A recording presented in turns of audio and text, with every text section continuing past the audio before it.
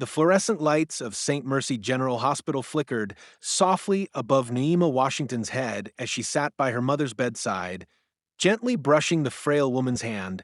The monitors beeped steadily, but the bills were stacking faster than any recovery. The doctors had said her mother's heart needed immediate surgery. Without it, she wouldn't survive the month. Naima had already sold everything: her car, her grandmother's jewelry, even her beloved camera equipment. She worked 2 jobs and still couldn't afford the $76,000 upfront payment the hospital demanded for the operation. That night, after another long shift as a hotel concierge, she stepped into the rain and cried quietly in the alley behind the building. Desperation clung to her like the wet of her clothes. That's when he appeared. Julian Locke, the aloof tech billionaire known more for his investments than his emotions, had just exited the penthouse suite of the hotel. He was the kind of man who didn't notice people unless they were connected to his money. But for some reason, Naima caught his eye. She wasn't standing there to be seen. She was breaking, trying not to collapse into herself. Something about her presence in that dark, rainy moment stopped him. He offered his umbrella wordlessly. She looked up, startled, then shook her head. "You look like you could use help," he said, voice deep and even. Naima laughed bitterly. "Unless you can write a check for $76,000, I doubt you can." Julian tilted his head, intrigued. "Try me." She scoffed. "Right. And in exchange, you'll want what? A date? Sometime in bed? A public appearance to soften your image?" His eyes narrowed, not in anger, but in curiosity. "I was thinking something more valuable: authenticity." Naima paused. "What do you mean?" "I'm supposed to host a weekend in the Hamptons," he said. "Investors, media, politicians, fake smiles everywhere. My ex-fiancée bailed, and the board expects a strong, presentable partner at my side. I need someone real, someone who doesn't care about my name or wealth. Come with me. Pretend to be the woman I love. Make them believe.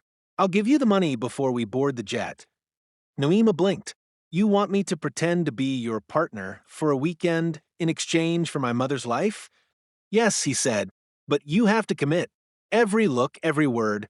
Total immersion." She hesitated. It felt wrong. It felt transactional. But her mother lay dying, and time was the one currency she didn't have.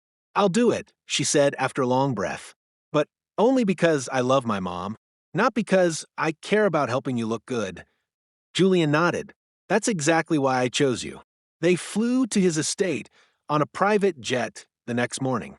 Naima had never tasted champagne at 30,000 feet or worn silk worth more than her rent. She was given a wardrobe styled by a French designer and a stylist who made her look like royalty. The guests arrived in waves: powerful men in designer suits, women with diamonds as big as their egos. Julian played his role perfectly. He held her hand, whispered inside jokes, and looked at her like she was the only woman in the world. Naima played along, her instincts sharpened from years of surviving in rooms where she never belonged. At first, it was a performance. But something shifted after the first night. Julian wasn't just pretending. He listened when she spoke. He noticed the way her lips curved when she laughed, or how she flinched when someone mentioned family. He wasn't the cold billionaire the tabloids painted. He was haunted, careful, and deeply alone. She learned that his mother died of cancer when he was young, that his father buried himself in work, that Julian's success was born from pain, not privilege. And Julian, in turn, learned about her. How she cared for her mom since she was 15, how she sacrificed college to work, and how dignity was the one thing she never sold until now. The third night, after the gala dinner, they sat beneath a massive oak tree on the estate lawn. Lanterns swayed in the warm wind. Fireflies blinked around them. "You're not like the others," he said. "And you're not as heartless as people say," she replied. He looked at her for a long time. "You know, this whole weekend was supposed to be a charade. But now, I'm not sure what's real anymore." Naima laughed, but it caught in her throat. "Don't say that, Julian. You paid me. This isn't a fairy tale."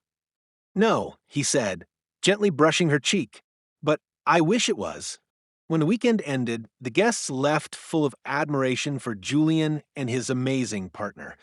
The board was thrilled. Stocks rose. But Naima didn't feel like celebrating. The money had been wired. Her mom was scheduled for surgery. She should have been happy. Instead, her heart ached. Julian walked her to the car, waiting to return her to her old life. "You did great," he said. "You saved your mother." "I did what I had to," she replied. He looked like he wanted to say something more. But the car door shut and she was gone. Weeks passed. Her mother recovered, stronger than before. The surgery had been a success. Life should have gone back to normal. But nothing felt normal. Naima couldn't stop thinking about him. The way he looked at her, the way he listened, she told herself it wasn't love, it couldn't be. It was circumstance, proximity, emotional confusion. She was a chapter in his elaborate playbook. Nothing more. So, why did her heart ache every night? Julian, on the other hand, spiraled. He tried to move on, dated models and influencers, but none of them made him laugh like Naima. None challenged him.